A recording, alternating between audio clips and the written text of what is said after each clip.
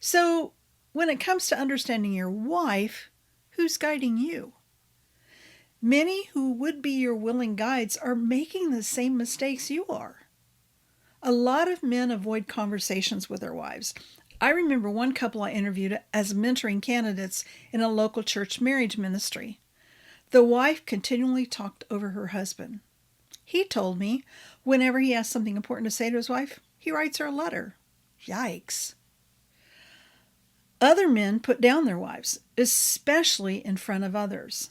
They're after the laughter at her expense. A well-known Christian author, the one who likes to talk about the importance of love and respect, he routinely makes fun of his wife during his public presentations.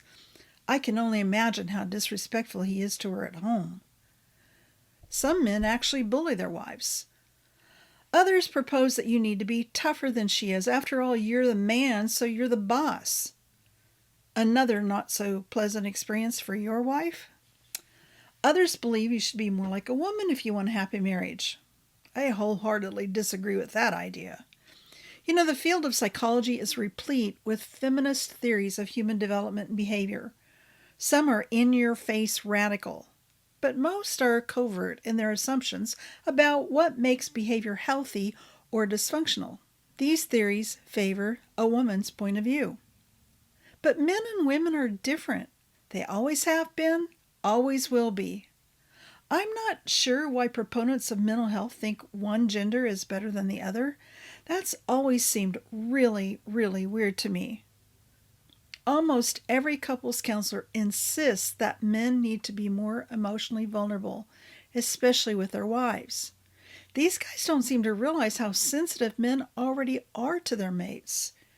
I've actually watched training videos produced by major players in the field of marriage enrichment where the woman verbally attacks her husband, and the counselor gets on the man's case when he defends himself. That's never been my technique. There are so many more productive ways to handle couple conflict. Neither partner should feel like the counselor has just thrown them under the bus. All that said, there's a very good reason why you should pay attention to your own feelings, and I talk more about that in a quick start guide to understanding women. I'm confident you will be more confident when the purpose of her feelings, and more importantly, yours, make more sense to you. Thanks for watching. I'll see you again real soon.